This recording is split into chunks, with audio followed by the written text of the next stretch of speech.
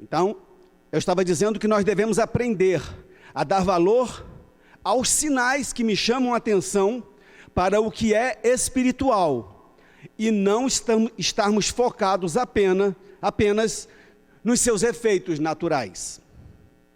O texto que nós acabamos de ler nos relata uma história que todos nós conhecemos, e a minha intenção definitivamente hoje não é falar a respeito do Jonas e das suas façanhas, todos os problemas pelos quais ele passou, pelas situações que ele gerou, não são o foco da nossa lição de hoje, mas eu gostaria de focar naqueles viajantes que entraram naquele navio, juntamente com Jonas.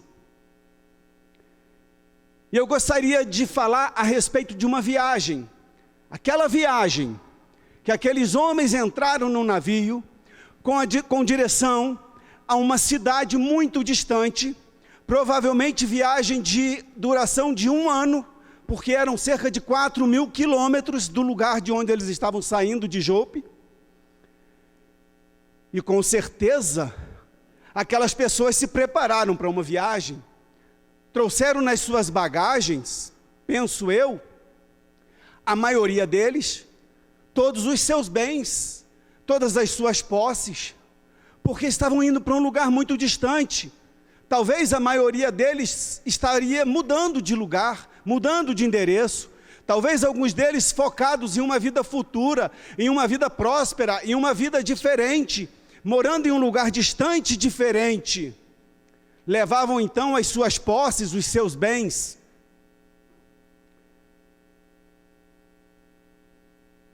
E certamente ali estavam pessoas de todo tipo de cultura, todo tipo de raça, de ideologias diversas, de religiões diversas, pessoas com projeto de uma nova vida, enfim. E nós podemos pensar a respeito da viagem, da embarcação, do navio da nossa vida, da nossa existência. Assim então, somos todos nós no barco da nossa existência. Nós preparamos a nossa bagagem. Aqueles homens, aquelas mulheres, aquelas pessoas prepararam as suas malas com os seus bens, com as suas posses. E nós planejamos o nosso futuro, ou então nós olhamos para um horizonte bem distante, vislumbrando coisas novas que estão por acontecer. Essa é a realidade da vida. Todos nós temos um foco, temos uma direção, temos um pensamento, queremos algo futuro, queremos coisas futuras, queremos conquistas no futuro. Então nós preparamos as nossas bagagens na nossa vida, no nosso barco da vida, e nós vamos colocando nas nossas malas as nossas bagagens, algumas coisas inúteis, algumas coisas desnecessárias, e algumas que serão úteis para a nossa vida. A questão é que muitas vezes, quando nós nos preparamos para a nossa vida, nós não olhamos com o olhar correto daquilo que realmente vai fazer sentido e vai fazer diferença para a nossa existência. E algumas coisas perigosas, sorrateiras, acabam entrando também na nossa bagagem. E as jornadas da vida, elas começam a se tornarem pesadas por causa do excesso de bagagem. São tantas conversas desnecessárias que nós temos, são tantos relacionamentos com julgos desiguais, relacionamentos que não agradam a Deus, relacionamentos que não são propósito de Deus para a nossa vida, mas nos parecem bons, e nós começamos adquirindo essas bagagens e colocando no nosso coração. Quantas vezes nós nos alimentamos com mídias destrutivas e comprometedoras, que ameaçam a nossa integridade, que ameaçam a nossa mente. o nosso entendimento, a nossa compreensão das coisas verdadeiras, a nossa compreensão daquilo que a palavra de Deus nos ensina, porque nós queremos ficar buscando em fontes que não são aquelas que Deus projetou para que nós buscássemos. Paixões banais por coisas inúteis. Quanto que nós comprometemos a nossa alma com ilusões que nos tiram do foco da realidade. Quantas vezes nós fazemos isso? Nos comprometemos, nos envolvemos a nossa alma, as nossas emoções com coisas triviais, banais, que não nos levam a nada, gastando o nosso tempo em conversas vãs, em disputas vãs.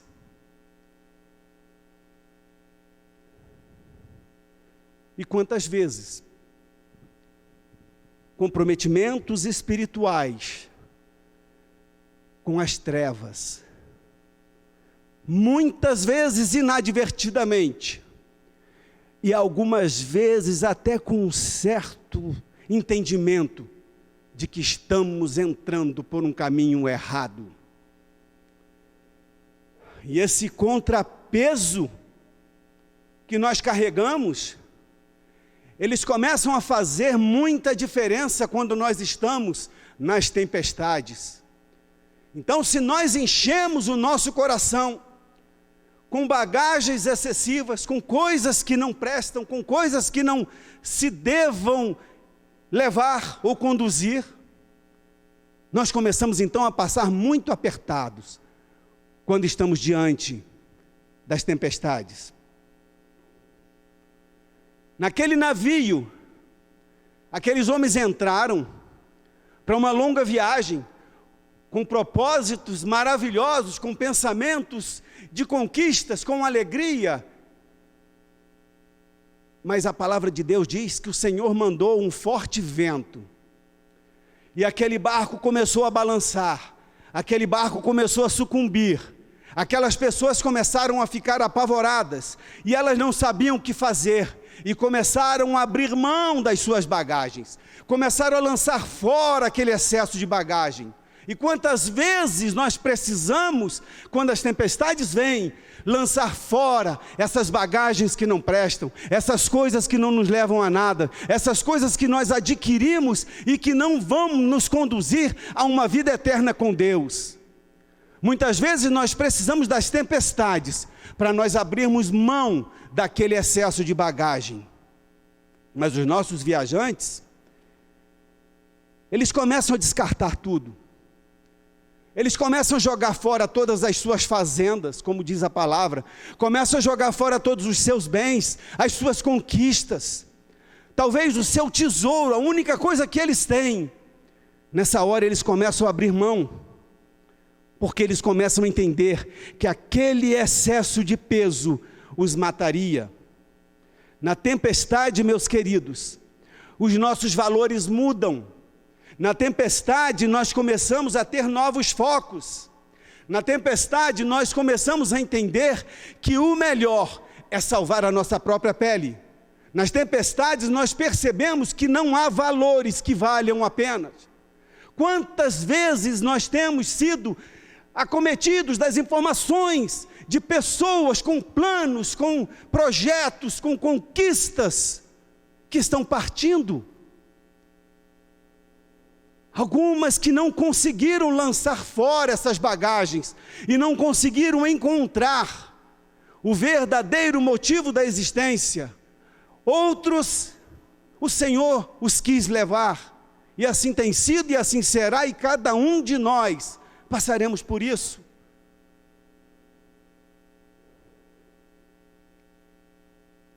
Mas agora, não faz mais diferença ter ou não ter.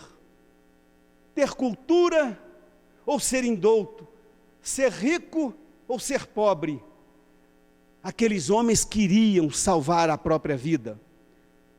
Aqueles homens estavam numa situação que se haviam ali doutores, que se haviam ali homens ricos, que se haviam ali poderosos, agora todos voltam a ser iguais, porque a verdade é, nós somos todos iguais. Não há rico, não há pobre, não há poderoso, não há escravo, todos somos iguais perante Deus. Mas chega um momento em que aquelas pessoas precisam de algo novo. Aqueles viajantes daquele navio já haviam jogado fora todas as coisas, e eles precisavam de alguma coisa nova. Eles estão em total desespero, eles lutam contra uma força que eles não podem vencer, as suas vidas estão ameaçadas, o seu futuro comprometido, prestes a ter um fim inesperado. Então, já que eles se desfizeram de todo aquele peso excessivo, e nada aconteceu, o barco está vazio, e a tempestade continua, não há mais o que fazer, então, chega a hora de olhar para o sobrenatural. Às vezes, nós esperamos até a última instância, para nos lembrarmos de que precisamos de um milagre. Às vezes nós precisamos ir até o último momento, esgotar todas as ações, quando tudo diz assim, não tem mais jeito. Aí eu vou começar a focar o sobrenatural. E naquele barco, todos começaram a orar aos seus deuses. Eles se unem com uma fé no invisível. Os seus focos agora mudaram. Eles já perceberam que perderam os seus bens. Eles já perceberam que fizeram naturalmente o que poderiam fazer. Lutaram de todas as formas e não alcançaram nada. Agora, todos creem em milagres. Agora, todos esperam por um milagre. Mas a Bíblia diz que nada aconteceu. Eles clamavam aos seus deuses. Eles chamavam por deuses, pediam ajuda dos céus, mas eles não tiveram respostas. Deuses inertes, milagres inexistentes. Essa é a grande realidade. Nós lidamos por tanto tempo com coisas naturais e superficiais, que nós esquecemos dos porões das nossas almas.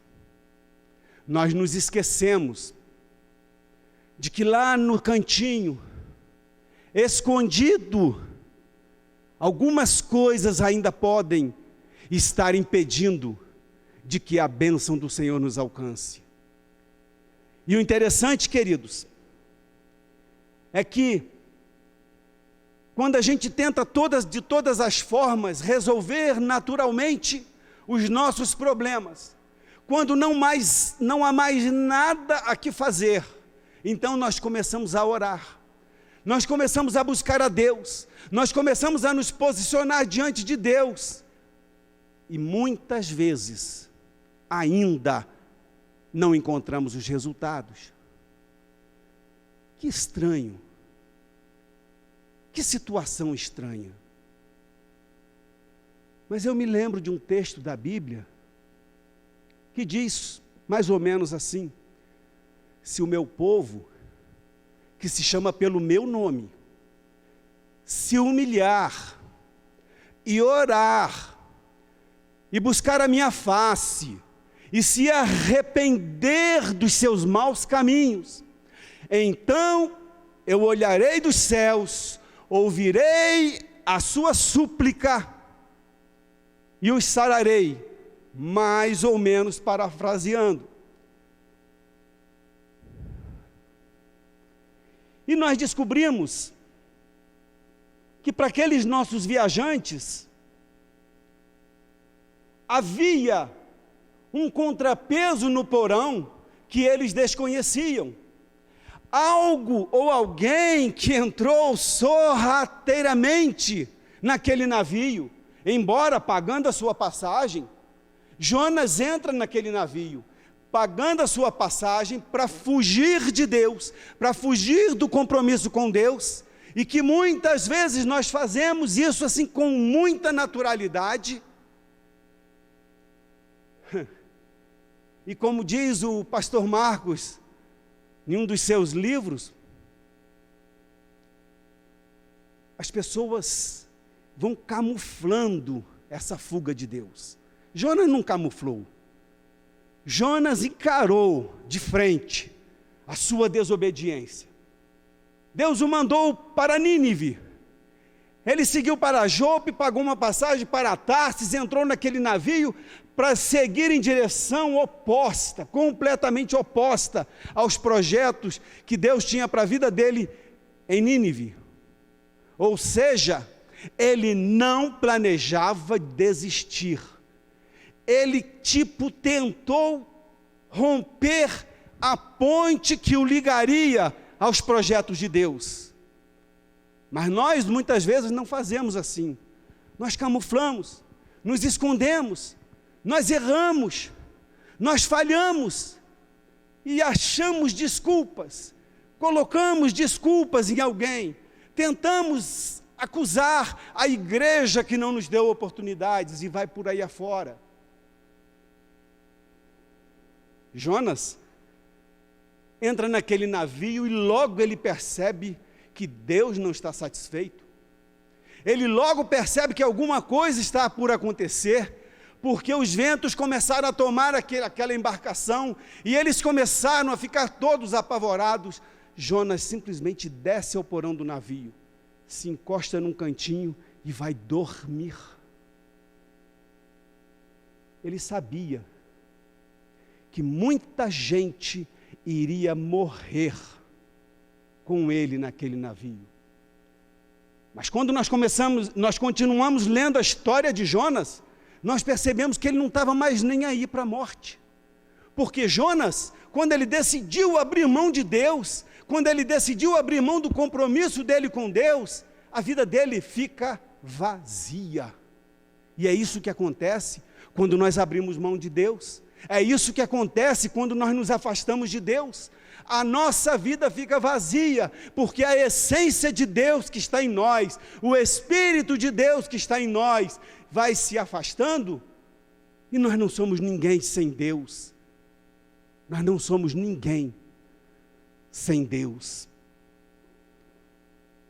Então Jonas não quis saber de ajudar, ele quis saber de fugir. Ele não quis fazer parte de nada daquilo. Ele não se importava mais com mais ninguém e nem com a sua própria vida. E isso é o que ocorre nos porões da nossa alma. Os pecados ocultos, os sentimentos mais danosos, os traumas mais perigosos, são aqueles que nós não conseguimos identificar quando as tempestades começam. Quando as tempestades começam a aparecer, nós queremos abrir mão daquilo que é trivial, daquilo que não nos agrade tanto.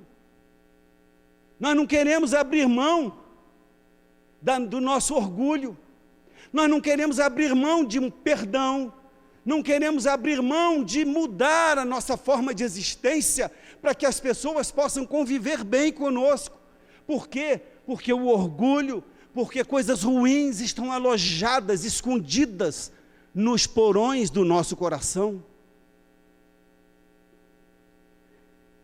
Então, o que se faz? Lança-se fora relacionamentos, lança-se fora até mesmo conquistas naturais, mas o problema está lá dentro, porque o problema não são as coisas, somos nós que não queremos abrir mão. Então nós jogamos fora tantas coisas que nem fariam tanto problema, que nem eram o foco do nosso problema. aquele povo, aqueles viajantes, lançou fora as suas posses, os seus bens. E não adiantou, porque eles não estavam lançando fora a questão mais principal daquele navio, que era um Jonas desobediente a Deus. Então, quando eles lançam sorte, quando então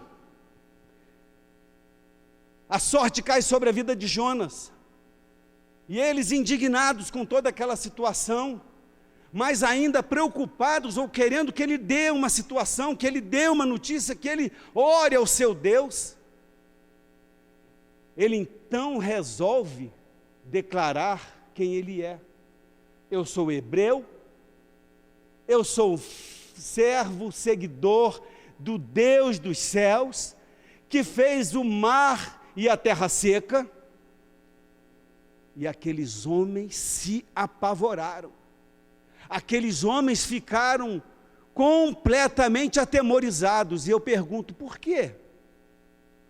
Por que ficariam? Afinal, eles agora estavam começando a encontrar o caminho. Afinal, agora eles estavam começando a conhecer a verdade.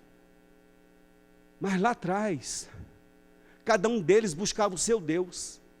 Cada um deles orava ao seu Deus. Cada um deles tinha uma religião diferente, tinha uma fé diferente.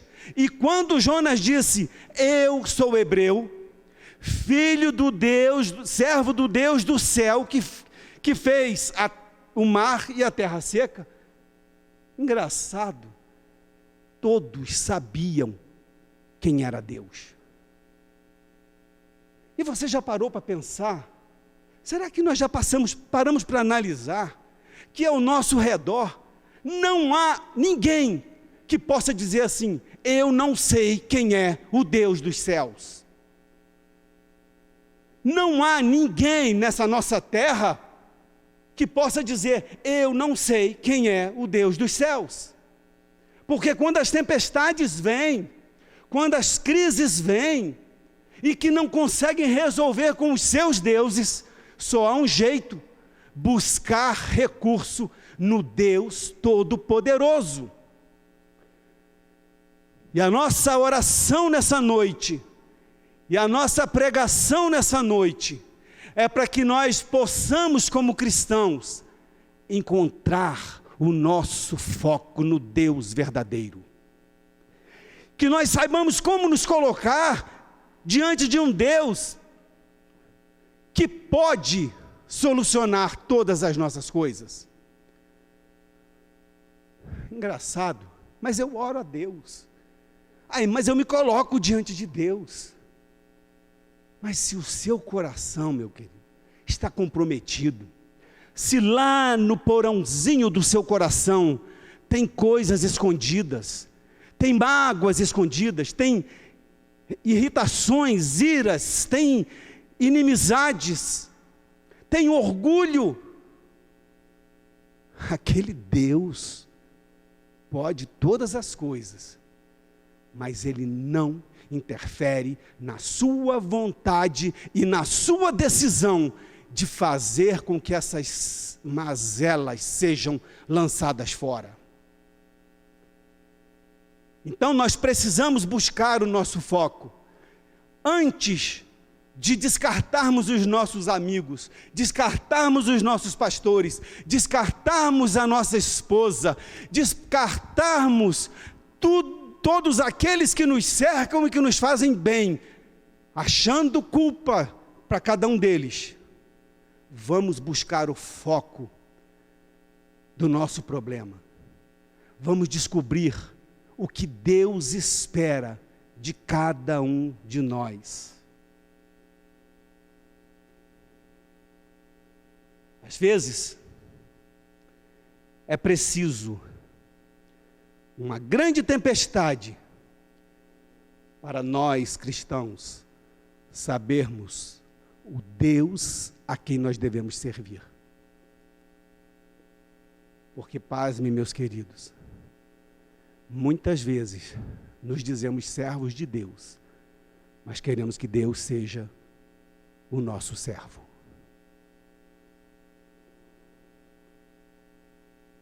Todos nós conhecemos a Deus. A nossa população conhece a Deus. Muitos o têm ignorado. Mas Deus continua disponível para cada um de nós. Que nós possamos aprender a colocar o nosso foco no Deus verdadeiro. Que nós saibamos como jogar fora as coisas que realmente não prestam, antes de descartarmos as pessoas e as coisas que nos trazem benefícios. Que o Senhor Jesus possa estar nos falando de uma forma mais poderosa, que nós possamos olhar os sinais dos tempos em que nós estamos vivendo e entendermos que não pode ser simplesmente uma enfermidade natural que se projetou sobre a nossa terra. Está em todo o planeta. Que nós possamos enxergar que há sinais, que há coisas acontecendo e que nós precisamos nos arrepender.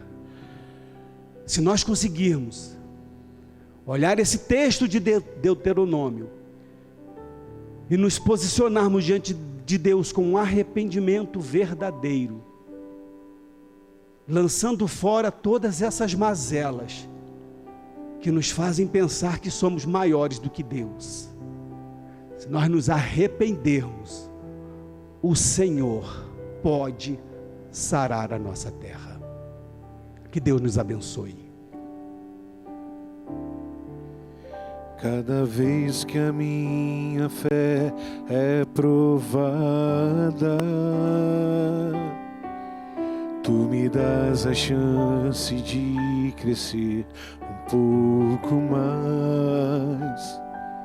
Nas montanhas e vales, desertos e mares que atravesso me levam para perto de Ti.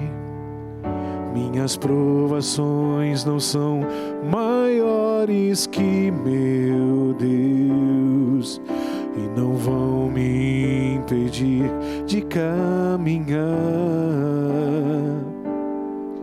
Se diante de mim não se abrir o mar, Deus vai me fazer andar por sobre as águas, rompendo em fé. Minha vida se revestirá do Teu poder, rompendo em fé. Com ousadia vou mover no sobrenatural. Vou lutar e vencer, vou plantar e colher. A cada dia vou viver, rompendo em fé, rompendo em fé. Minha vida se revestirá do Teu poder, rompendo em fé. Vou mover no sobrenatural. Vou lutar e vencer, vou plantar e colher. A cada dia vou viver, rompendo em fé. A cada dia vou viver, rompendo em fé. Cada dia vou viver, rompendo em fé.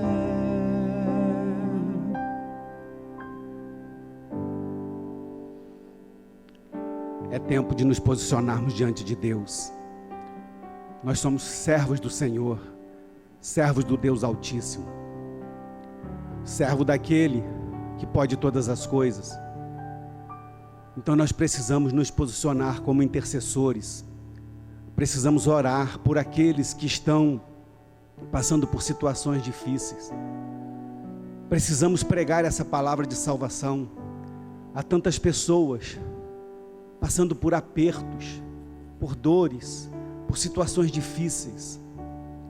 Eu gostaria de convidar você que está em frente à sua televisão nessa hora, que tem passado por aflições, por problemas, por dificuldades, que não tem conseguido colocar o seu foco no Senhor Jesus. Eu quero orar por você nessa noite. Eu quero te pedir que coloque a sua mão no seu coração e receba do Senhor Jesus aquilo que é o projeto dele para nossas vidas. Receba o Senhor Jesus nessa noite. Se você ainda não é do Senhor Jesus, se você ainda não tem um comprometimento com Ele, faça agora o seu voto, entregue a sua vida para Ele, se coloque diante dEle, e se você precisar de ajuda, e certamente vai precisar, entra nas nossas reuniões, nos nossos cultos, ou mande uma mensagem para o telefone que eu creio que eles podem colocar agora na sua tela. Normalmente o pastor Sérgio tem colocado o telefone dele, se quiser pode colocar o meu também, você tem ele aí. E se você precisar de oração, precisar de ajuda, de um acompanhamento, nós estaremos aqui prontos a te ajudar. Se você ainda não recebeu o Senhor Jesus como Senhor de sua vida, essa é a tua oportunidade. Coloque, portanto, a tua mão no teu coração e declare diante dele: eu te recebo, Senhor Jesus, como Senhor da minha vida. Feche os seus olhos. E você também que precisa de uma oração, de uma intervenção, você que está passando por dificuldades de toda e qualquer natureza, o nosso Deus responde às nossas orações. Te adoramos, Senhor. Exaltamos o teu santo nome, meu Deus. E eu creio, Senhor, que nessa noite, Pai, muitas vidas se renderão ao Senhor, ou estão se rendendo a Ti, porque a Tua palavra, Senhor Deus, é uma palavra que salva, que cura, que liberta. Tu és um Deus vivo, Tu és um Deus presente, Tu estás aqui, estás aí na casa dos Teus filhos. E eu quero te pedir, Deus, que a Tua mão seja sobre essa vida que o está recebendo nessa noite, como Senhor e Salvador de sua vida. Eu quero te pedir, meu Senhor Deus, que essas pessoas se coloquem, ou se anunciem, para que nós possamos estar acompanhando suas vidas. Dê forças a elas, Senhor Deus, para que elas possam permanecer fiéis ao Senhor. Estende as tuas mãos sobre as vidas, Senhor Deus, que nessa noite estão oprimidas, passando por dores, passando por dificuldades, passando por depressão, passando por angústia, passando por apertos financeiros. Estende as tuas mãos, Senhor Deus, restaura vidas, restaura corações, restaura famílias, restaura a saúde, em nome do Senhor Jesus. Oramos pelos enfermos, oramos, Senhor Deus, pela família do pastor Sérgio Paim, que estão acometidos do Covid. Oramos, Senhor Deus, pela vida, Senhor Deus, do Dornelis, o pai do nosso irmão Peterson. Oramos, Senhor Deus, pela vida do pastor Marcos Tomasi, Senhor, que está lá em São Paulo, lutando pela vida. Oramos como igreja, intercedemos como igreja, pedindo que a Tua mão seja sobre a vida de cada um dos enfermos. E por todos aqueles que aqui não citamos, mas que têm sido alvos de nossas orações, estende as Tuas mãos, Senhor, e faz a Tua obra, no nome do Senhor Jesus, no nome do Senhor Jesus. E que a graça do nosso Senhor e Salvador Jesus Cristo, o grande amor de Deus, o nosso Pai, e as eternas consolações do Espírito Santo, sejam sobre as nossas vidas, desde agora e até aquele grande dia, em que certamente nos encontraremos com Cristo nos ares. Que Deus te abençoe, queridos. Que você tenha uma semana abençoada, sob a proteção e guarda do nosso Senhor Jesus. Que Deus nos abençoe.